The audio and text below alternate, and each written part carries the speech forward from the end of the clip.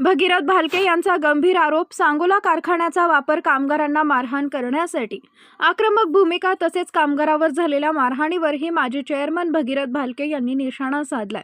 विठ्ठल कारखान्याच्या कामगारांना सांगोला येथील साखर कारखान्यावरती डांबून ठेवले गेले. 8 दिवस झाले मारहाण करण्यात येत आहे. ते कामगार कुठे आहेत, काय आहेत याची अद्यापर्यंत घरातील कोणत्याही व्यक्तीला माहिती दिली जात नाहीये. सांगोला कारखान्याचा वापर फक्त कर्मचाऱ्यांना मारहाण करण्यासाठी आणि डांबून ठेवण्यासाठी केला जात असल्याचा गंभीर आरोप भगीरथ भालके यांनी केलाय. निवडणुकीमध्ये सामोरे जात असताना तुम्ही सांगितलं आणि निवडून आल्यानंतर मात्र प्रत्येक गोष्टीला त्या ठिकाणी चांगलं केलं की माझ्यामुळे झालं आणि चुकीचं काही झालं तुमच्या गलतान कारभाराचा त्या ठिकाणी पडदाफाश व्हायला गेल्यानंतर जुन्यांच्यावरती आरोप केला आणि पाप केलं म्हणून सांगत असाल तर होय, जुन्या संचालक मंडळाने आम्ही या ठिकाणी कमीत कमी दिवसात जास्तीत जास्त गाळप करावं म्हणून 5,000 टनाचा 7,500 टनाचा कारखाना केला आणि ते तुम्हाला पाप वाटत असेल तर हो, जरूर आम्ही त्या ठिकाणी पाप केलंय. 10 मेगावॅटचा कोजनरेशनचा साखर कारखाना 30 मेगावॅट केला. जे तुम्हाला त्या ठिकाणी पाप वाटत असेल तर होय, आम्ही त्या ठिकाणी ते पाप केलंय आणि म्हणून एक्सपान्शन करून या साखर कारखान्याची नानांच्या पूर्वी त्या ठिकाणी असणारी मालमत्ता किंवा जमीन जवळजवळ नानांच्या काळात 350 एकरहून अधिक त्या ठिकाणी जमीन मालमत्ता खरेदी करून या साखर कारखान्याची मालमत्ता देखील विस्तार वाढ करण्याचं काम नानांच्या माध्यमातून झालेलं आहे आणि म्हणून ही करत असताना येणारा कोणताही चेअरमन असेल किंवा जबाबदार त्या खुर्चीवरती बसणारा पदाधिकारी असेल ह्याला कर्जासहित सगळ्या गोष्टींचं त्या ठिकाणी जबाबदारी स्वीकारायची असते. मात्र कर्ज आणि देणं कधीच ह्या आघाड्यानं आज तागायत फेडलं नाही. कारण 4 रुपये आणि 4 भाडे ते पण त्या ठिकाणी अगोदरच्या अनेक कारखान्याचं भाडंपट्टा भरला नसल्यामुळं करार रद्द केला म्हणून त्या ठिकाणी बातम्या येत आहेत आणि म्हणून ज्यावेळी भरायची वेळ येते त्यावेळी मात्र त्या ठिकाणी जुन्यानं केलं. मग जुन्यानं कर्ज काढून विस्तारवाढ केली ही पाप असेल तर आज त्या ठिकाणी पर डे 8,000 टन क्रशिंग होतं. हे जुन्यामुळं होतं, त्या जुन्यांच्या निर्णयामुळं होतं हे का विद्यमान चेअरमनने त्या ठिकाणी कबूल केलं नाही. मात्र 8,000 टन क्रशिंग झाल्यानंतर स्वतःमुळं होतंय आणि कुठलं नुकसान होत असेल तर जुन्यावरती ढकलायचं काम इथून पुढच्या काळात त्या ठिकाणी झालं आणि चुकीचं होत असेल तर त्या चुकीच्यावरती आवाज उठवायची जबाबदारी आम्हाला त्या ठिकाणी स्वर्गीय नानांनी शिकवून दिलेली आहे आणि म्हणून या घशात घालायचा विठ्ठल सहकारी साखर कारखाना या विद्यमान चेअरमनचा डाव आहे. तो डाव त्या ठिकाणी हाणून पाडण्याची जबाबदारी या कारखान्याचा सभासद या नात्यानं आमची त्या ठिकाणी असणार आहे. कर्मचाऱ्यांच्या बाबतीत जवळजवळ 10,000 ते 12,000 टनाहून अधिक त्या ठिकाणी काट्यातल्या टनाची त्या ठिकाणी तफावत गेल्या आठवडाभर विठ्ठल सहकारी साखर कारखान्यावरती आहे. गेल्या गळीत हंगामाच्या आणि सध्या चालू असलेल्या गळीत हंगामाच्या बाबतीत मला आवर्जून सांगायचं आहे, नानांच्या कार्यकाळात एक त्या ठिकाणी निलंबन आणि हाकलून दिलेला एक त्या ठिकाणी कर्मचारी आहे.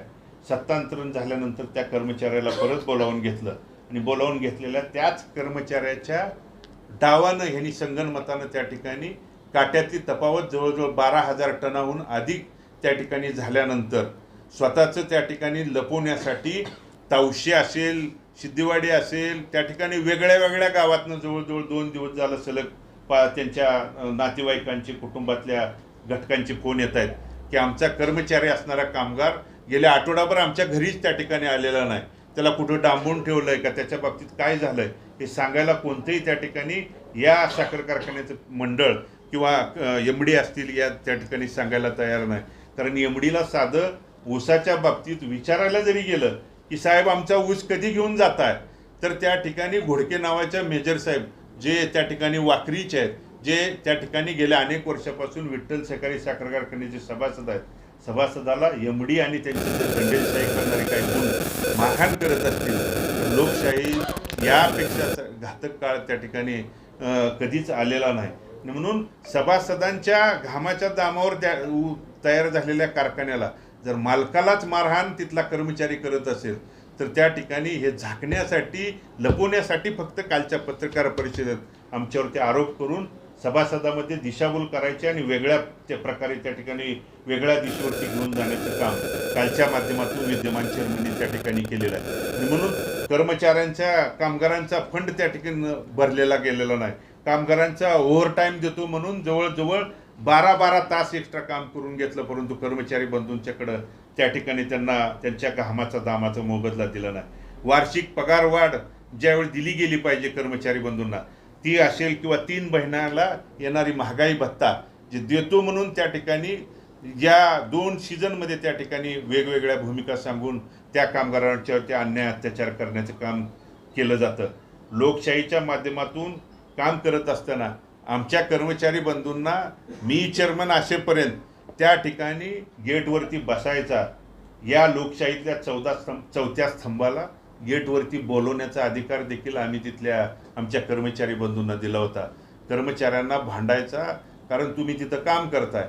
या सहकारी साखर कारखान्यातला जितका सभासद महत्त्वाचा आहे तेवढाच कर्मचारी बंधू देखील महत्त्वाचा आहे. आणि म्हणून तुमच्या अन्यायाला वाचा फोडण्यासाठी तुम्ही कोणतीही लोकशाही पद्धतीनं मागणी करा, त्यासाठी आम्ही त्यांना त्या ठिकाणी परवानगी देत होतो. परंतु आज स्वतःचं मागणं देखील मागायचं त्या ठिकाणी या दडलेशाहीपुढे अवघड झालेलं आहे. आणि म्हणून अशा परिस्थितीत विठ्ठल सहकारी साखर कारखान्याच्या बाबतीत हे जे फक्त स्वतःचा नाकर्तेपणा आणि स्वतःचं त्या ठिकाणी झाकण्यासाठी माझ्यावरती त्या ठिकाणी आरोप केला गेला. आणि म्हणून ह्या आरोपाच्या उत्तरासाठी मला परत आवर्जून एकदा विद्यमान चेअरमनना सांगायचं आहे की मी यापूर्वी देखील सांगितलं, बाकीच्यांना तुम्ही त्या ठिकाणी लोंबकळून बघायचं असेल तर बघ, परंतु तुला या बाबतीत लोंबकळून बघण्याबाबतीत कधीही मी त्या ठिकाणी तयार आहे.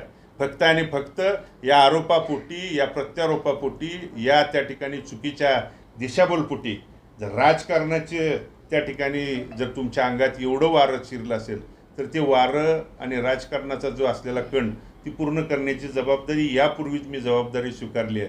मात्र चुकीच्या वल्गना, चुकीचे आरोप करून शेतकरी सभासदांच्या मध्ये दिशाभूल करण्याचं काम यापूर्वी देखील केलं.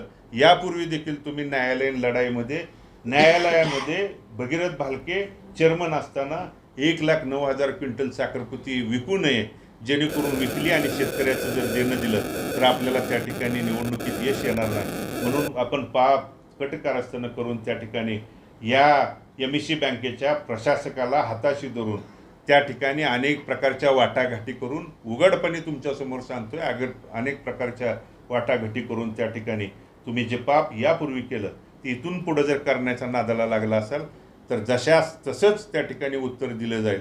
आणि म्हणून संतोष सुळे त्या ठिकाणी कुणाचा कार्यकर्ता आहे, कुणाचा पदाधिकारी आहे. संतोष सुळे माझा पदाधिकारी आहे.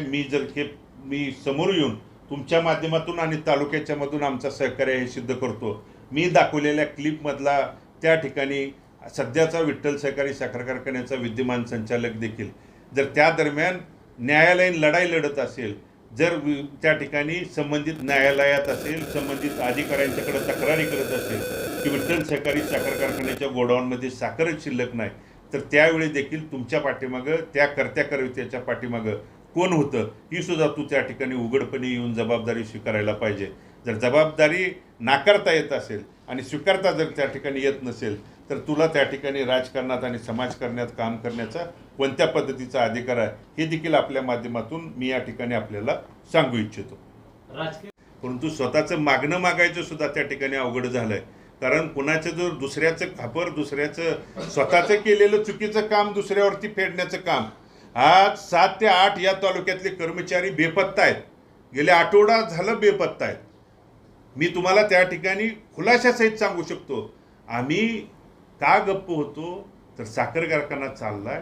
आम्ही काय त्या ठिकाणी या सभासदांच्या बाबतीत, शेतकऱ्यांच्या बाबतीत, कर्मचाऱ्यांच्या बाबतीत काय बोललो तरी फक्त आणि फक्त ह्या पुढच्या गड्यांना राजकारण दिसतंय. ते राजकारण आडवं आणतील. कारण कर्मचाऱ्यांच्या बाबतीत आम्ही बोललो तर राजकारण आणलं. शेतकऱ्यांच्या बाबतीत काल घोडके नावाच्या मेजर असणाऱ्या शेतकरी सभासदांना एमडींचं मारहाण करतो. पत्रकार बंधूंच्या देखील तो समोर आहे. मात्र कुणी त्यांच्या त्या ठिकाणी दखल घेतली? कुणी दखल घ्यायला तयार नाही. कुणी त्या ठिकाणी घ्यायला दखल नाही.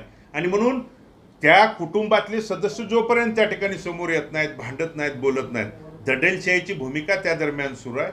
आणि जर ही याच पद्धतीची सुरू असेल तर एक ना एक दिवस आम्हाला देखील त्या येण्यापेक्षा कुटुंब जो त्या समोर येत नाही, कारण घाबरून त्या ठिकाणी बोलायला तयार नाहीत, हे त्या ठिकाणी बेपत्ता आहेत.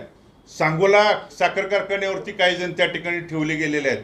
दंडेलशाहीने गुंड ठेवून त्या ठिकाणी मारहाण करून तू तुझा गुन्हा कबूल कर म्हणून सांगतायत, ज्यामध्ये त्या साखर कारखान्याच्या सभासदा कर्मचाऱ्यांचा कोणताही त्या ठिकाणी हात नाही. त्याच्या पाठीमागं करता करविता दुसरा आहे. त्याच्या पाठीमागे अनेक मोठी त्या ठिकाणी तिथलीच त्यांची माणसं आहेत, परंतु स्वतःचं झाकायसाठी कुठल्या तरी सर्वसामान्य कर्मचाऱ्यावरती अन्याय अत्याचार करण्याचं काम आहे. आणि या कामाकड त्या ठिकाणी त्यांचं कुटुंब समोर येऊन घाबरून बोलायला तयार नाही. लोकशाहीतला चौथा स्तंभ म्हणून पत्रकार देखील त्याच्यावरती दखल घ्यायला तयार नाही. मी सांगितलं ना, 12,000हून अधिक टनाचा त्या ठिकाणी काट्यामधला फेरफार एखाद्या सभासदांच्या नावावर आलेलं टनेज असेल आणि त्या आत आल्यानंतर पावती झाल्यानंतर त्यातलं 2 टन 3 टन कमी करून संबंधित एखाद्या व्यक्तीच्या ओळखीनं दुसऱ्याच्या नावावर ट्रान्सफर करणं, जवळजवळ असं गेल्या गळीत हंगामाच्या 12,000 टनाच्याहून अधिक आहे. ह्या गळीत हंगाम सीझन मधलं वेगळंच आहे. त्या चौकशीसाठी सुद्धा बोलवलं गेलं. तावशीचा एक त्या ठिकाणी 2-3 चौकशीसाठी बोलवलं. एक तर व्यक्ती त्या दरम्यान कर्मचारी कामावरच हजर नव्हता. स्वतःचं त्या ठिकाणी मेडिकलसाठी त्यानं महिनाभर रजा काढली असताना त्यानं आवर्जून सांगितलं माझा यात काही संबंध नाही, तरी पण त्याला त्या ठिकाणी मारहाण करण्याचं काम आणि पाप रोजरासपणे त्या ठिकाणी सुरू आहे. यावरती जोपर्यंत आमच्याकडं कुटुंब ज्या दिवशी येईल त्या दिवशी याच्यासाठी वाटेल ती करायची जबाबदारी न्याय मिळवून देण्यासाठी सभासदांना, वाहन मालकांना जर विचारलं. काल एक आवर्जून मला या निमित्तानं सांगायचं आहे की चेअरमननी बोलताना पत्रकार परिषदेत सांगितलं की 5.5 लाख टन क्रशिंग केलं आहे आणि 4 लाखाहून अधिक 4 लाख टनाहून अधिक आम्ही शेतकरी सभासदांचा आहे. मात्र तुम्ही जर या आपल्या माध्यमातून जर चौकशी केली तर कोणत्या ही गावात गेला तर तुमच्या गावात यापूर्वी किती वाहनं होती. उदाहरणार्थ घेऊन जर सांगितलं, माझ्या सरकुलीसारख्या ऊस बागायत असणाऱ्या गावात मी चेअरमन असताना 27-28 वाहनाच्या खाली ट्रॅक्टर कधीच नसायचे. आज माझ्या परस्पर त्या ठिकाणी सरकुलीत जाऊन जर तुम्ही तपासलं, 2 ट्रॅक्टर आणि 1 बजेट फक्त त्या ठिकाणी सभासदांचं आहे. आणि मग एवढं यंत्रणा असताना अशाच पद्धतीचं संपूर्ण काशेगाव गटात फक्त 9 वाहनं आहेत. ते तुम्ही तपासा. आणि जर 9 वाहनं असतील तर त्या 9 वाहनानं 4 लाख टन क्रशिंग त्या ठिकाणी झालं असेल.